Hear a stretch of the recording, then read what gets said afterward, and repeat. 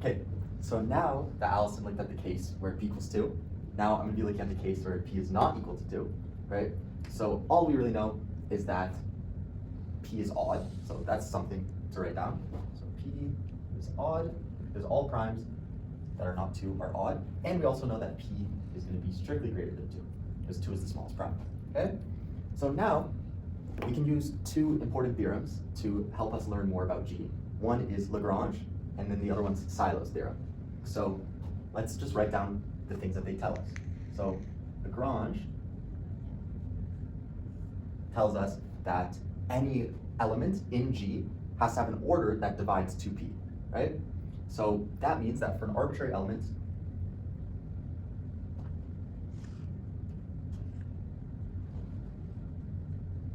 x in G, the order of x has to be either 1, 2, p, or 2p.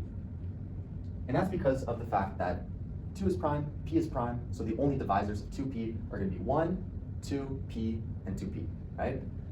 So first of all, let's tackle 1. If the order of an element is 1, so if the order of element was x, if it was x, or it was 1, then we just know that this is the identity element, right? Which is not really, doesn't really mean anything significant. Every group will have an identity element, and the identity element will be the only element that has order 1, so we can basically forget about that. Then next we say, okay, if there exists an x such that the order of x is equal to 2p, so the biggest possible, then we know that since the order of x is equal to the order of the group, that x generates the group, right? And more importantly, that G is cyclic.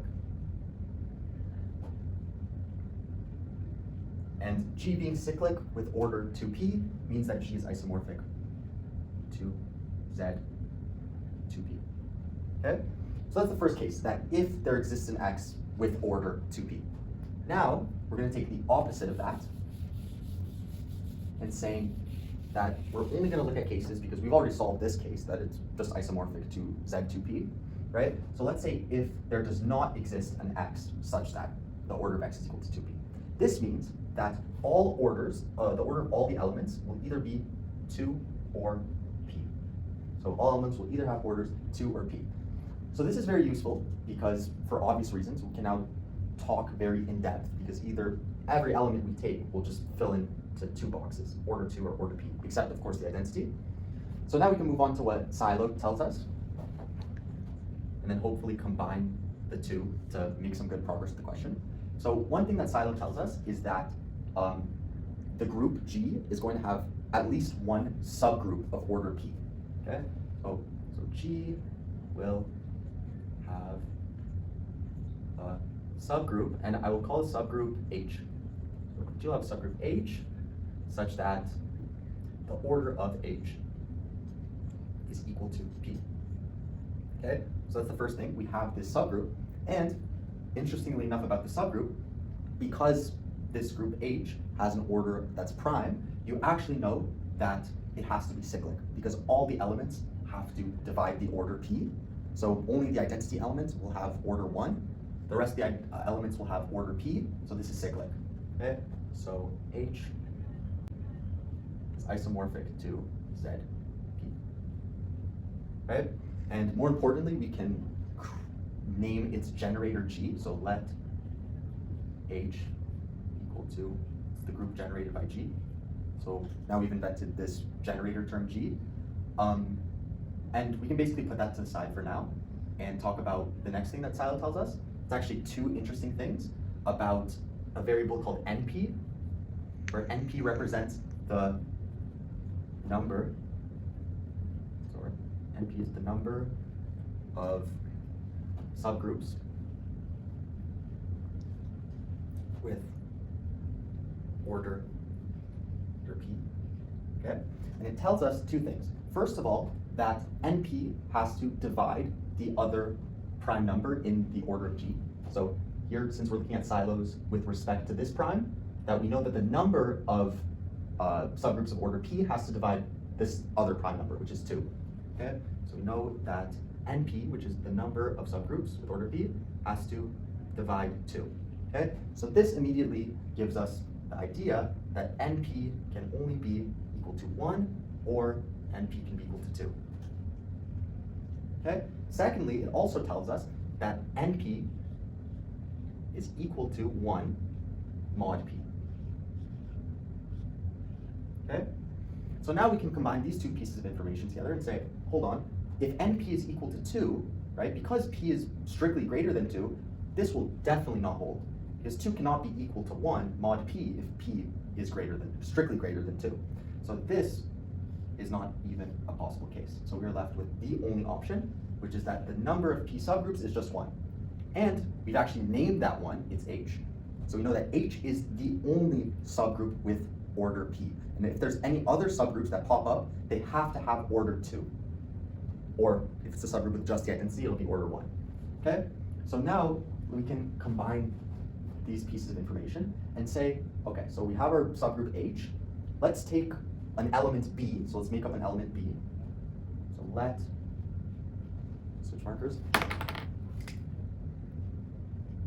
Let B belong to the group, but not to our subgroup H. So let's get some element B that's outside of H. And then we can form this coset BH, which is not equal to H because of the fact that B is not in H, as assumed right here. So since BH is not equal to H, but they both have order P, which is half of the order of our group, which is 2P, then we know that these two actually partition our group G. So they split it right in half.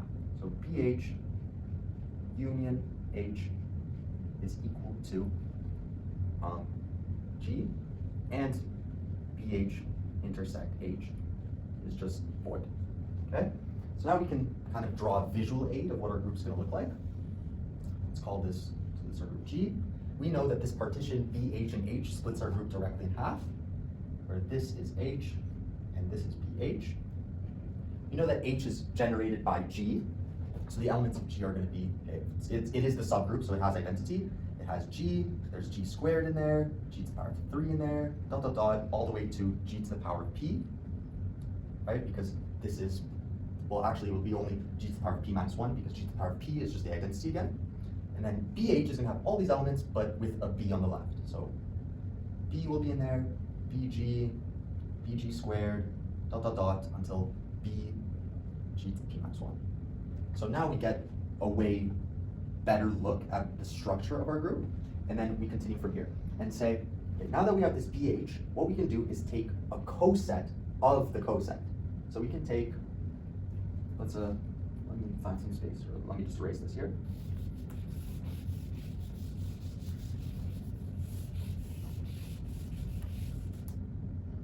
Okay, and say, if we take the coset with respect to B on the left, so B, BH, right? There's only two options because our group is split into two halves.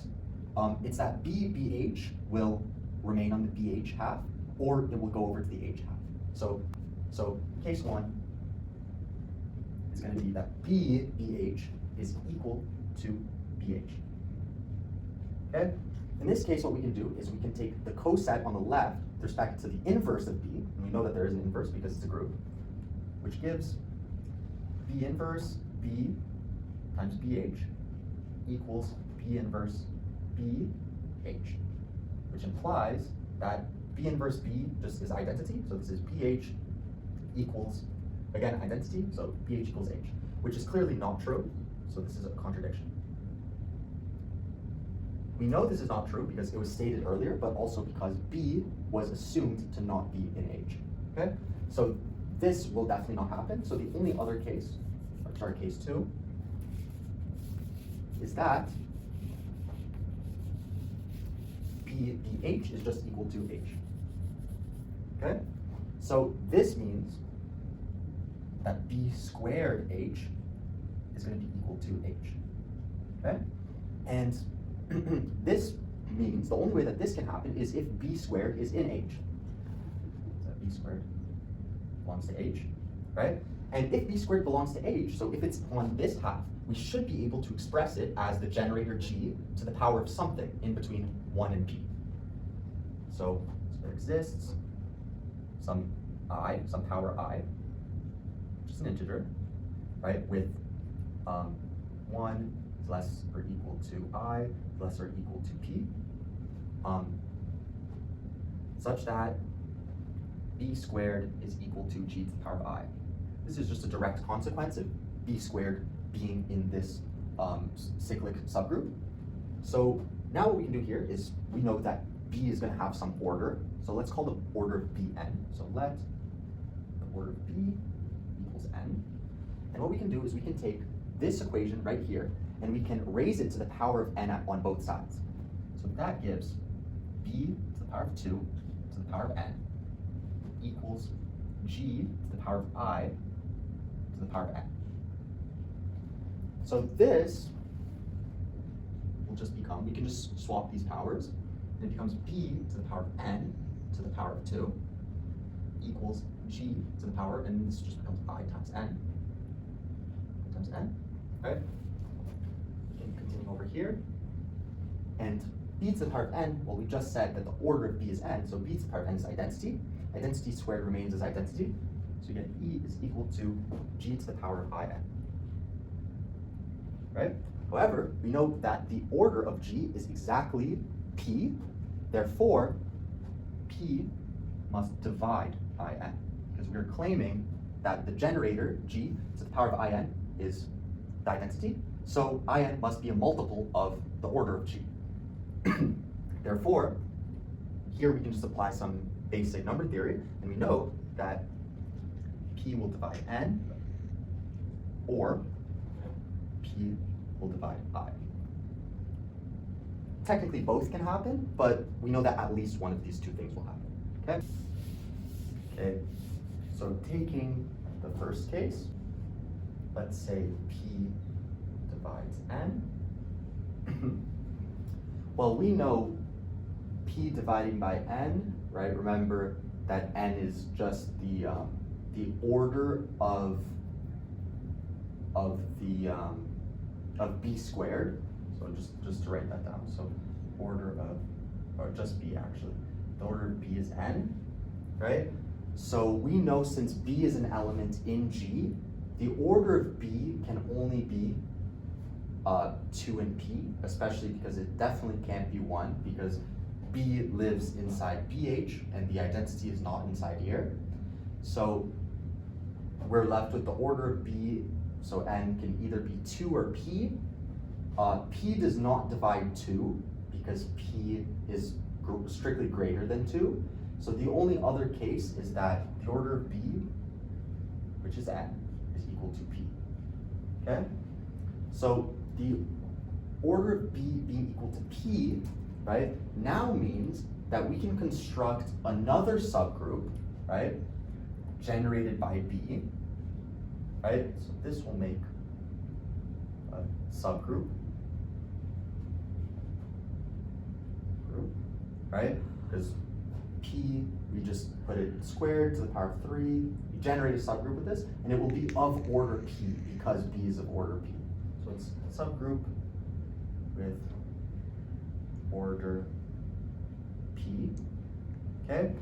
And we know that this will be distinct from H. So B is not equal to H because we know that this B lives completely outside of H. So we know that there's at least one element that is in here because B is definitely in here. So B belongs here, but B does not belong here. So we get 2 distinct subgroups with order P. Now we can go back to Silo and what Silo's theorem says. And Silo's theorem says that the number of P subgroups is going to be just 1. We decided on, right? And so this is a contradiction because now we have a second distinct subgroup with order P. So this is going to be a contradiction.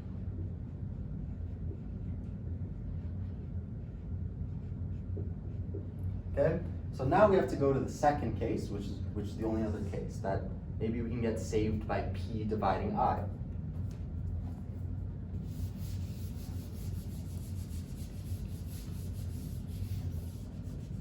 So if P divides I, right, we have to remember that we decided, well, it's not written down anymore, but we had the condition that 1 is lesser or equal to I, is lesser or equal to P.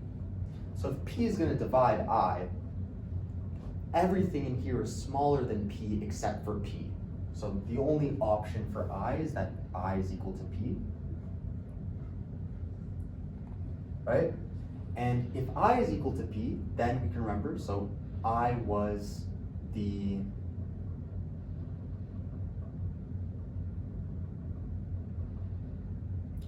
it was that the claim that we made was that B squared is equal to G to the power of I.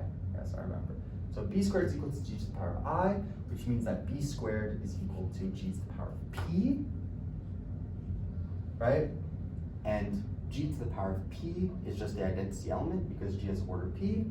So we get B squared equals identity. And so we get that B has order 2. And remember, we didn't get to this point with any assumptions. We just took B as some random element that's in G but not H, right? And then we proved that the order of B is 2. So here, this is just subgroup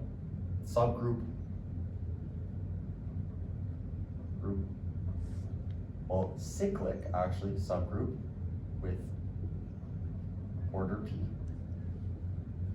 And then that's one half of the group, that's H. And then BH is just all elements with order 2. Order 2 means that they're their own inverse, right? So we can very easily see that this is going to be isomorphic to, so my claim is that G is going to be isomorphic to D, so the dihedral group with P, so a P-sided regular polygon, the group of symmetries, the dihedral group of that, is going to be isomorphic to G. And the reason I know this is because dihedral group P has the exact same structure as our group. It has the rotations and the reflections. So here this is rotations. And the rotations actually formed a cyclic group because the smallest possible rotation, the first rotation, if you perform it repeatedly, it generates all the rotations and you can actually get back to the identity. So the rotations is cyclic, right? And you know that there's going to be P amount of rotations because there's P vertices. So rotations are cyclic with order P, okay? So here we have H, which is a subgroup that's cyclic with order P, and here in DP we have rotations also cyclic, order P. So H makes an isomorphism with the rotations subgroup, okay? So now that's already half of our group that we've matched up. Now we only have to look at reflections. So reflections, one thing that we know about reflections is that they're all of order 2 because any reflection that you perform it once more and you get back, it's just the identity, right? So all reflections are their own inverse, which is exactly the same as what we have here, as all these elements in BH. They're all their own inverse, right? So if you wanted to write, so it's pretty clear already that it's isomorphic because all the elements have commonality in their orders. But if you really wanted to write an explicit isomorphism, you would just take the first rotation, which I'd call like R1, right? And then you would take some reflection, L1, right? And you know R1, you map it to, so R1 gets mapped to G. Of course, identity gets mapped to identity, but R1 gets mapped to G, R1 squared, which is the next rotation, gets mapped to G squared, and so on and so forth, until R1 to the power of P minus 1 maps to G to the power of P minus 1. Right? So that part was clear already. Then you map L1, so L1 R1 gets mapped to, or okay, first of all, just L1 gets mapped to B, L1 R1 gets mapped to PG, right? L1 R2 gets mapped to BG squared, right? And dot dot dot all the way to L1 R, this was supposed to be a 1 here. L1 R1 to the power of P minus 1 maps to BG to the power of P minus 1. So here we could just see that these two groups are exactly the same. All we're doing is the generator G is actually just becomes our R1, and B is just any reflection that we take. This is a bijective mapping, so we've proved that either the first case, which was now like so long ago, was that it's cyclic, our group is cyclic, so G is isomorphic to Z2P, or this second case that we worked a long time on, which is that G is isomorphic to DP. And these are the only two possibilities for a group.